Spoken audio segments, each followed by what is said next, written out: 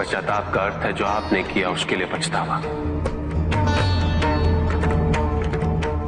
यदि आप चोरी करते हैं तो आप चोरी के लिए पछता लेते, आप हिंसा करते हैं तो आप हिंसा के लिए पछता लेते। आपको दोष अपने दुष्कृत्य में अवश्य दिखता है, किंतु अपने आप में नहीं।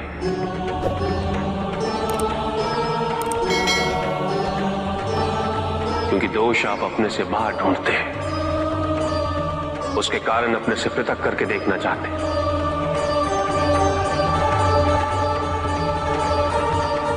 यदि आप ऐसा नहीं करेंगे तो अपने अहम को, अपने अहंकार को सुरक्षित कैसे रख पाएंगे? और इसके लिए सबसे सरल माध्यम बन जाता है पश्चाताप।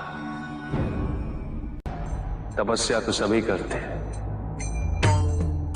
किंतु केवल अपने स्वार्थ में। कोई भी ईश्वर को प्राप्त करने के लिए तपस्या नहीं करता।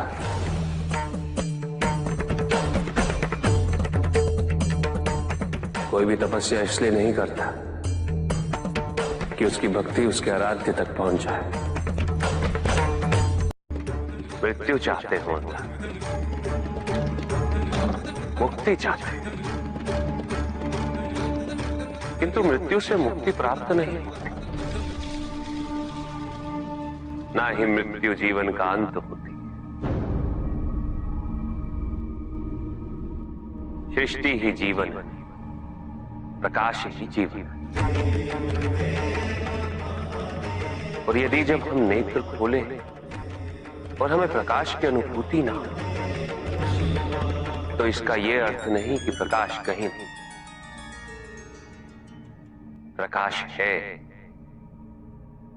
आवश्यकता है तो अपने नेत्र खोलकर अंधकार के परे देते। यदि इस संसार में उन्नति तभी संभव है जब इस संसार में समानता हो,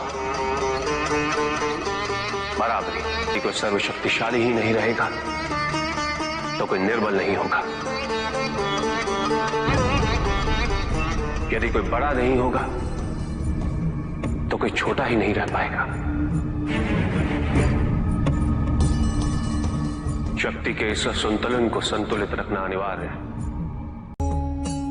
क्योंकि ईर्ष्यापूर्ण प्रवृत्ति व्यक्तिगत होती है। वो केवल अपने स्वार्थ, अपने उद्धार तक ही सीमित रहती है।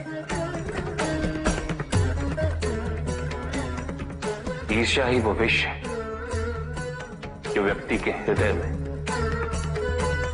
ना हारने की महत्वाकांक्षा को जन्म देती। जीतने की इस व्यवस्था से ग्रसित मनुष्य धर्म अधर्म, न्याय अन्याय, उचित अनुचित का ज्ञान भूल जाता है।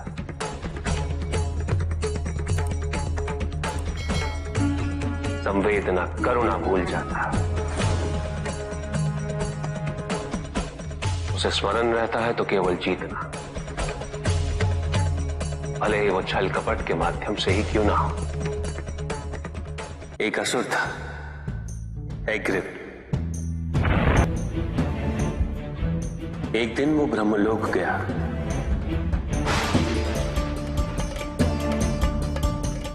और बड़ी ही चालाकी से उसने ब्रह्मदेव से चारों वेद प्राप्त कर लिए।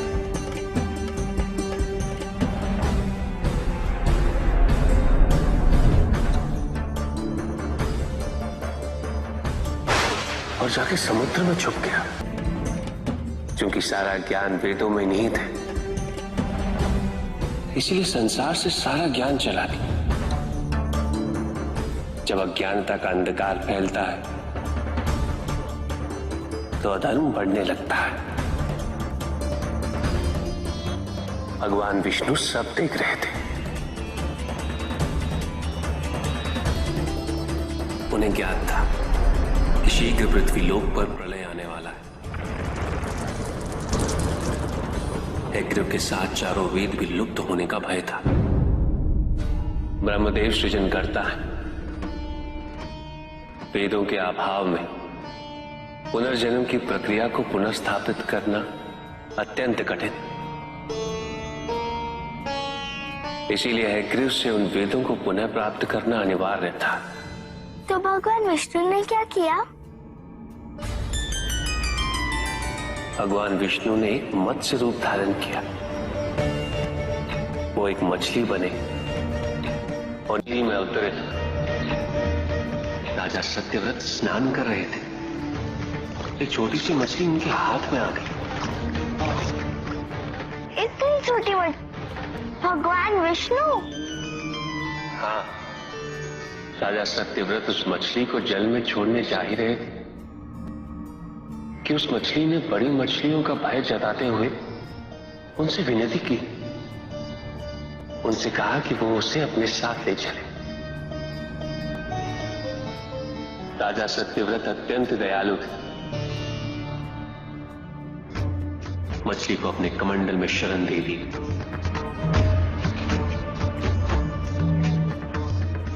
और अपने महल में ले गए। किंतु रात भर में मछली इतनी बड़ी हो गई कि कमंडल में रह पाना उसके लिए संभव ही नहीं था। और उसका बड़ा आकार देखने के पश्चात राजा सत्यव्रत ने उसे कमंडल में से निकालकर एक मटकी में डाल दिया। मटकी में डालने के पश्चात उसका आकार पुनः बड़ा हो गया। तो राजा सत्यव्रत ने उसे मटकी में से निकालकर एक सरोवर में रख दिया।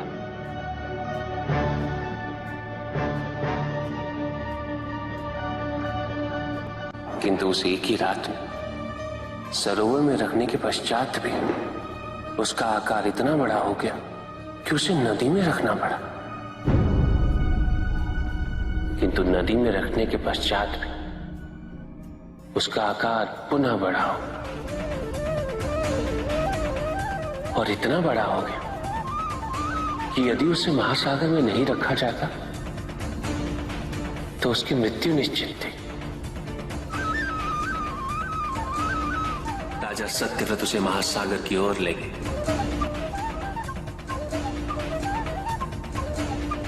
क्योंकि राजा सत्यव्रत तपस्वी थे, ज्ञानी थे, उन्हें आभास हुआ कि ये कोई साधारण मछली नहीं, ये स्वयं साक्षात भगवान विष्णु ही है। भगवान विष्णु राजा सत्यव्रत की उदारता से अत्यंत प्रसन्न थे। इसीलिए उन्होंने राजा सत्यव्रत को मत्स्य रूप धारण करने का कारण बताया। साथ ही उन्होंने सत्यव्रत से कहा कि आज से 7वें दिन प्रलय आएगा, समस्त पृथ्वी जल में समा जाएगी। किंतु आप सप्त ऋषियों के साथ साथ अनाज, वनस्पति व अशुद्धों की प्रत्येक प्रजाति के बीज और प्रत्येक पशु का एक एक जोड़ा लेकर एक विशाल नौका में सवार होकर मेरी प्रतीक्षा कीजिएगा। केवल एक ही स्थान ऐसा होगा जिसकी ऊंचाइयों को जल छू नहीं पाएगा। मैं लौटूंगा और आपको वहां लेके चलूंगा। ऐसा कौन सा स्थान था? हिमालय पर्वत, अर्थात तुम्हारी माता के पिता हिमालय। फिर क्या हुआ? ऐसा कह के भगवान विष्णु समुद्र में चले गए और अपने मत्स्य रूप में उन्होंने हयग्रीव को ढूंढ निकाला। उस दुष्ट का वध करके वेदों को पुनः प्राप्त कर लिया। तो क्या प्रलय आया? हाँ, ठीक 7वें दिन। किंतु भगवान विष्णु के आदेश अनुसार राजा सत्यव्रत एक विशाल नौका में उनकी प्रतीक्षा कर रहे थे। तभी विष्णु जी एक सींग वाली विशाल स्वर्ण मत्स्य रूप में प्रकट हुए। नौका को मत्स्य से बांधते हेतु सर्पराज वासुकी का प्रयोग किया गया और विष्णु जी ने अपने वचन अनुसार उन सबको हिमालय तक सुरक्षित पहुंचाया, ताकि प्रलय के पश्चात वेदों के आधार पर संसार पुनः बसाया जा सके।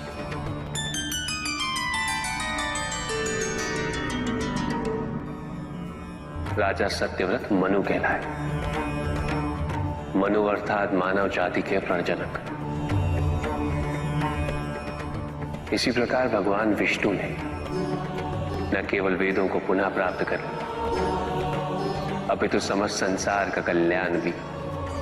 अर्थात भगवान हर संकट में अपने भक्तों की सहायता अवश्य करते हैं। अस्थिरता तो केवल अविश्वास से आती है। स्थिरता के लिए विश्वास अनिवार्य। विश्वास और शांति की निरंतरता बनाए रखना कैसे संभव है? इस नकारात्मकता का प्रसार हम कैसे रोकें प्रभु? केवल इस जागरूकता से कि सब कुछ अहम से संबद्ध नहीं। जब भी किसी व्यक्ति के कार्य में अहम भाव प्रबल हो तो अहंकार व्यक्ति जैसा भी हो उसे अस्तित्व केवल वैसा ही प्राप्त होता है। व्यक्ति यदि अपने कर्मों के लिए अपने को उत्तरदायी समझे तो वो स्वतंत्र था। जब तक व्यक्ति किसी और को उत्तरदायी समझेगा तब तक वो निर्भर रहेगा। व्यक्ति यदि ये सोचे कि उसके दुख का कारण कोई और है तो सुखी कैसे रह पाएगा? यह असंभव है, क्योंकि दूसरों को परिवर्तित करना उसके वश में नहीं। वो तो केवल अपने आप को परिवर्तित कर सकता है। यही एक स्वतंत्रता है उसके पास। जो पीड़ा है, जो कष्ट है, वो व्यक्ति के अपने फल है, अपने निर्णय के फल। और जिस दिन वो अपने निर्णय परिवर्तित कर ले उसी दिन उसके जीवन में परिवर्तन भी आ जाएगा। जिन्होंने जीवन के प्रति घृणा सिखाई उन सभी व्यक्तियों ने पृथ्वी को नर्क बनाने में अपना योगदान दिया। इसलिए अधिकांश व्यक्ति अपने दोष, अपनी त्रुटियां और अपनी व्यर्थता को जीवन पर आरोपित कर मुक्त हो जाते हैं। उन्हें लगता है कि जीवन ऐसा ही होता है और उसके समक्ष वो विवश। वो ये नहीं समझते कि वो जिन प्रवृत्तियों को लिए वो प्रवृत्तियां दुख को जन्म देने वाली वृत्तियां हैं। वो अपनी अज्ञानता के गहराई से अनभिज्ञ है और वो अपने अहंकार में ये स्वीकार नहीं कर पाते कि वो तो कुछ जानते ही नहीं। अहंकार सर्वज्ञता का भ्रम उत्पन्न करता है। न जानने की स्वीकृति बहुत बड़ी विनम्रता है और वही पवित्रता भी है। हमें संसार में संतुलन को बनाए रखने के लिए पवित्रता के आधिक्य की आवश्यकता है। किंतु प्रभु, इस पवित्रता में कौन से लक्षण अनिवार्य हैं? अनेकों लक्षण, किंतु इन परिस्थितियों में जो सबसे अधिक महत्वपूर्ण है वो है सतित्व। सकारात्मक ऊर्जा का सबसे पावन स्वरूप सतित्व। इस सतित्व पर मात्र विश्वास ही पर्याप्त है व्यक्ति को सुरक्षित रखने के लिए।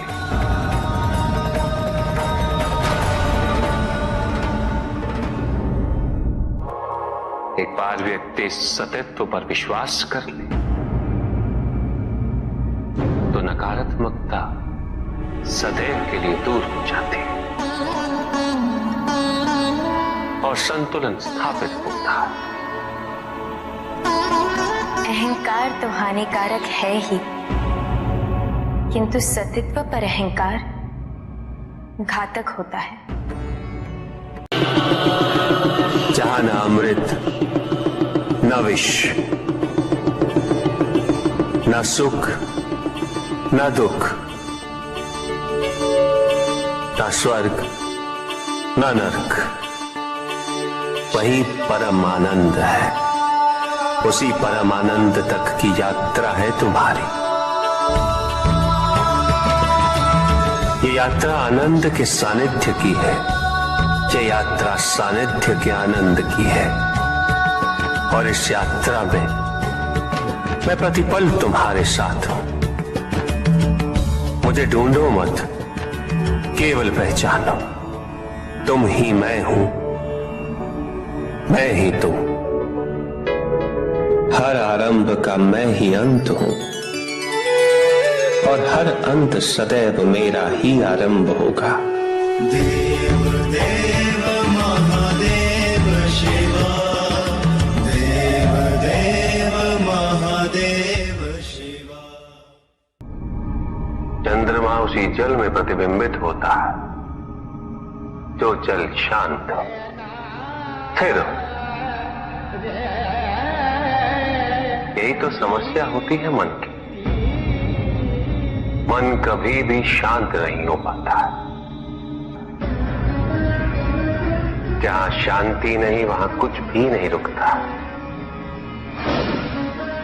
समुद्र की लहरों की भांति विचारों का उपद्रव मन को निरंतर स्थिर रखता। कुछ भी सुनने और समझने के लिए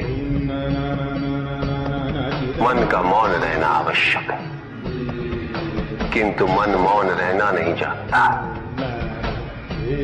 वो तो निरंतर कुछ ना कुछ कहता रहता, प्रतिपत्ति। शब्दों का आक्रमण चलता रहता है मन पर, और यही आक्रमण है जिसके कारण व्यक्ति कभी भी शब्दों के परे नहीं जा पाता। जहां जीवन की सत्यता का बोध उसकी प्रतीक्षा कर रहा होता। साथ छल तुम्हारी अपनी इच्छाओं ने किया है, तुम्हारे हट ने किया है, तुम्हारी अपनी सोच ने किया है।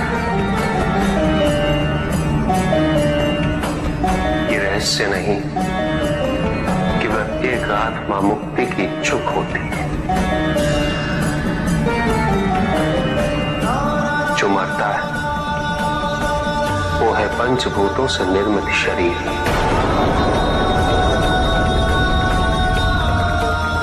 किंतु आत्मा तो अजर है, अमर है।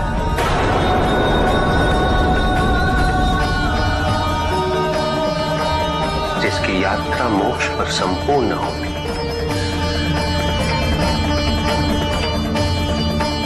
जहां सांसारिक बंधनों से व्यक्ति मुक्त हो जाता है,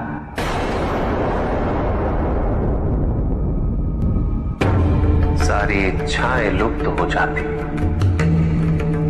किंतु तुमने तो कभी सत्य की खोज ही नहीं की। तुम तो सदैव उन तत्वों को ढूंढते रहे जो तुम्हारे अहंकार के पोषण हेतु आवश्यक थे।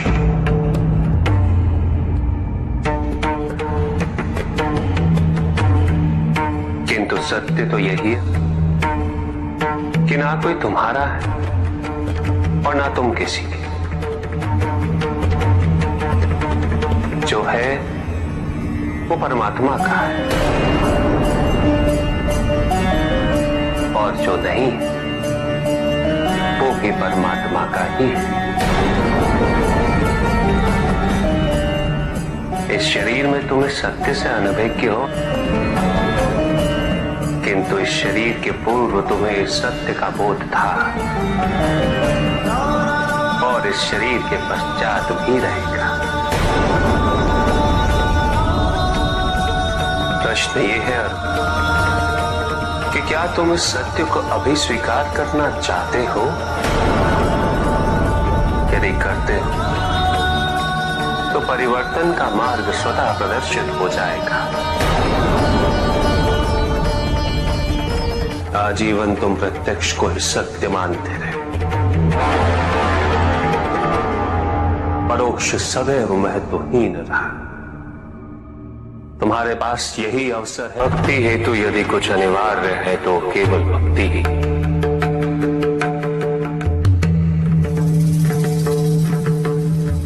किंतु प्रश्न ये है कि क्या आपकी भक्ति संपूर्ण है? विश्वास और भ्रम के बीच की रेखा अत्यंत महीन होती है।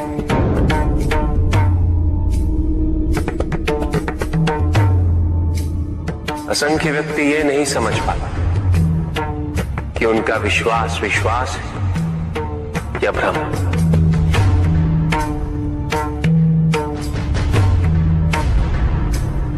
मुझ तक पहुंचने के लिए किसी और की आराधना अनिवार्य नहीं। मेरे सच्चे भक्त तो मुझे किसी भी रूप में पूज सकते, किसी भी रूप में प्राप्त कर सकते। ओम नमः शिवाय। पुरुष और प्रकृति एक है, वो कभी पृथक नहीं हो सकते। शक्ति शिव के बिना अधूरी है,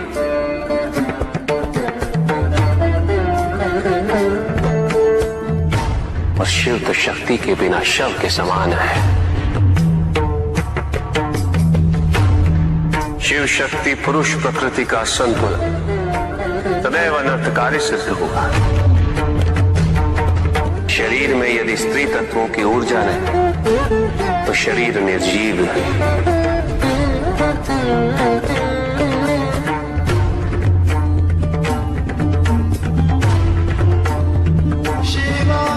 शक्ति और शिव के संपूर्ण रहस्यों को समझ लेना भक्ति, ज्ञान और तपस्या की पराकाष्ठा है।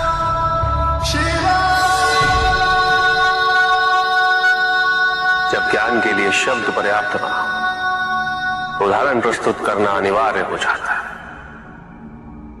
केवल आपके लिए ही नहीं, अपितु आपके माध्यम से समस्त संसार को शिव और शक्ति की संयुक्तता से पुनः अवगत कराना इस प्रसंग का उद्देश्य था। चुप। सत्य को जानने के लिए वन में जाना अनिवार्य नहीं है। अपने निजी, पारिवारिक और सामाजिक दायित्वों का परित्याग भी आवश्यक नहीं है। सत्य तो सदैव हमारे साथ है, हमारे सामने है, किंतु हम स्वयं धीरे धीरे उस पे अपने क्रोध, अपने अहम, भय, विचार और महत्वाकांक्षाओं जैसे कई आवरण चढ़ा देते हैं। सत्य हमसे नहीं, हम स्वयं सत्य से दूर हो जाते हैं।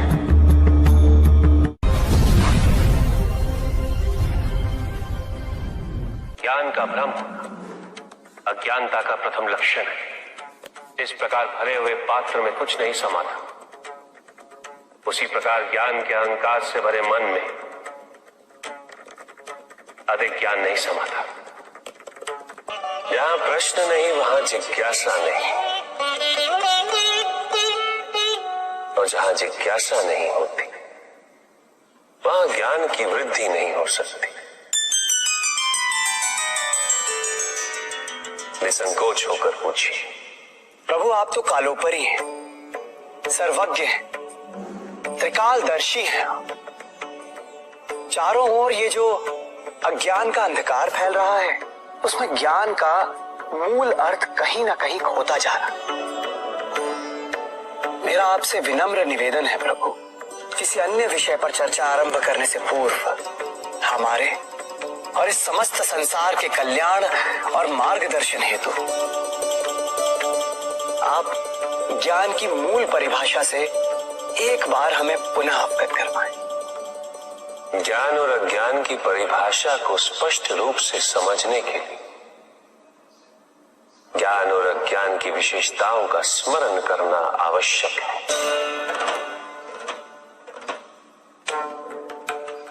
जिसके कारण स्वार्थ, विनाश, क्रूरता, अशांति और भय में वृद्धि हो,